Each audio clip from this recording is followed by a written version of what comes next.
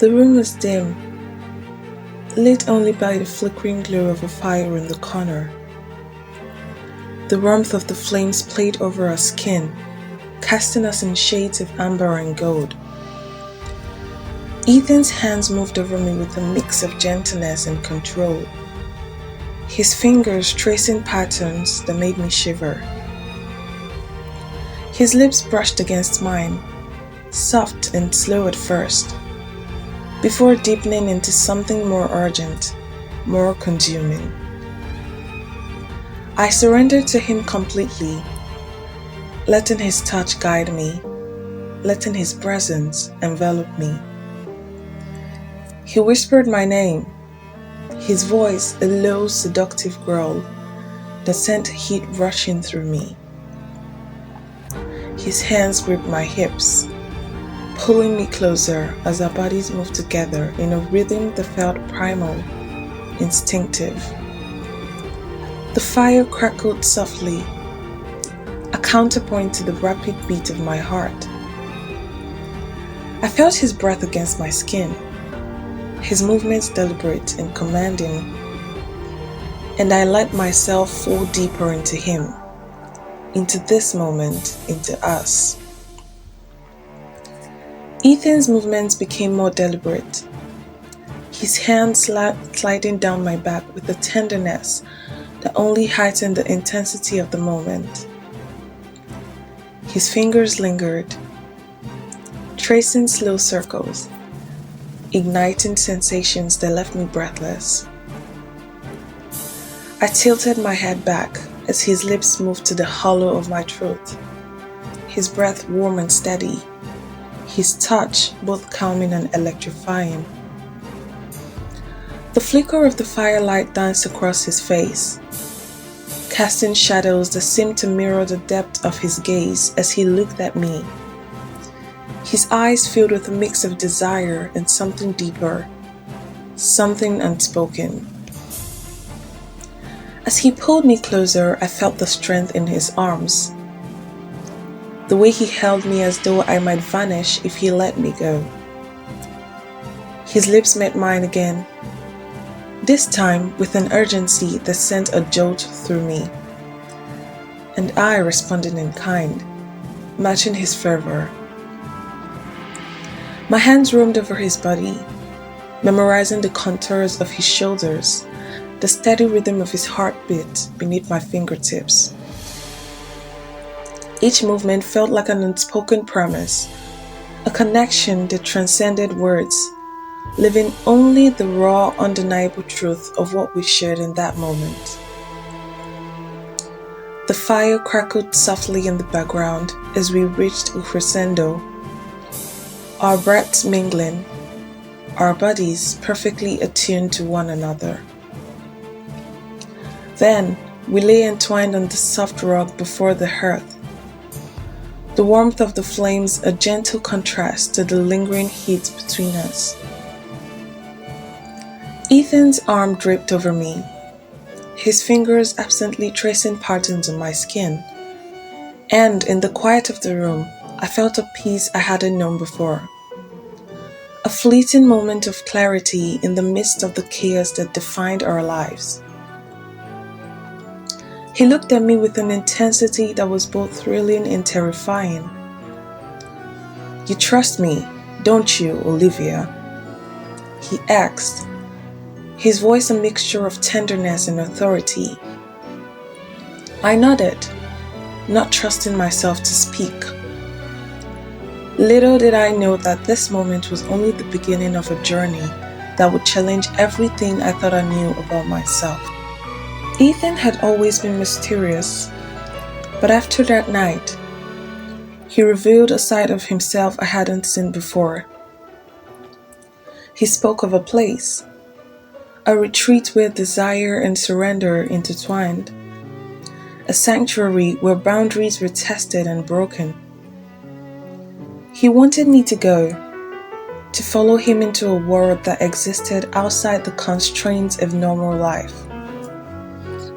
"It's not about submission," he explained one evening, his eyes holding mine. "It's about freedom, It's about discovering who you truly are.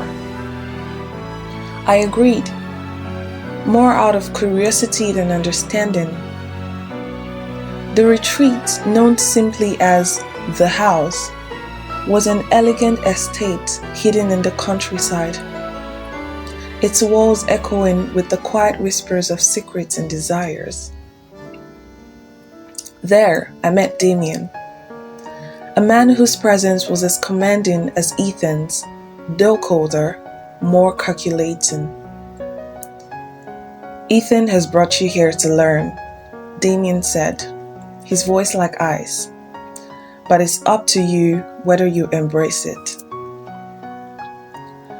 The days that followed were a whirlwind of emotions and experiences. I was given tasks, challenges that tested my limits, both physically and emotionally. And through it all, Ethan remained by my side, his guidance unwavering. But it wasn't just Ethan or Damien shaping my journey. There was also Margot, a woman who exuded power and grace, who taught me that surrender could be a form of strength. One night, in the privacy of the room I had been given, Ethan came to me again. This time, there was no gentleness in his touch, only raw intensity. He pressed me against the bed, his hands firm as they explored every inch of me. His lips claimed mine, his movements deliberate and demanding. And I matched his fervor with my own, meeting his intensity with a hunger that surprised even me. He whispered words of reassurance and control, his voice weaving a spell that made me forget everything but him. I felt his strength, his dominance, but also the undercurrent of care in every touch, every movement. As we moved together, I realized that this was more than passion. It was a connection, a bond that transcended words. Ethan's hands moved with an urgency that left me breathless, every touch igniting a fire that spread through me like a wave. He held my wrist above my head, his grip firm but never cruel, as though he wanted to remind me of his power while still ensuring I felt safe in his embrace. His lips traveled down my neck, each kiss deliberate and lingering, leaving me gasping as his body pressed against mine, unyielding and commanding. The room was filled with the sound of our breaths, heavy and intertwined, as our movements became synchronized, a rhythm that seemed to pulse with the very heartbeat of the night. Ethan's voice, low and gravelly, whispered against my skin, his words both a promise and a command. My body arced into his, the intensity between us growing with every passing moment, until the boundaries of pleasure and surrender blurred into something indescribable. When the storm of passion finally subsided, he released my wrist and gathered me into his arms, his hand brushing through my hair in a gesture that was almost tender. My heart was still racing as I rested my head against his chest, listening to the steady rhythm of his breathing. In his silence, I felt an unspoken understanding between us, a connection that wasn't defined by words, but by energy that flowed between our bodies. And in that moment, I knew I had given him more than my trust. I had given him a part of myself I never knew existed. I felt a strange mix of vulnerability and empowerment. "This is only the beginning, Olivia," he said, his voice soft against my ear. "You're stronger than you know, and soon you'll see that for yourself." My time at the house changed me. It stripped away the mask I had worn, the roles I had played, living only the raw, unfiltered truth of who I was. Ethan, Damien, and Margot, they all played their parts in my transformation. But it was my own choices, my own courage, that led me to where I needed to be. I returned to the world outside the house with a newfound confidence, a quiet strength that had always been within me, but had never been fully realized. And though my journey with Ethan had ended, the lessons I learned, the freedom I discovered would stay with me forever. I had surrendered to the shadows only to find the light within myself. And in that, I found a kind of liberation I had never imagined possible.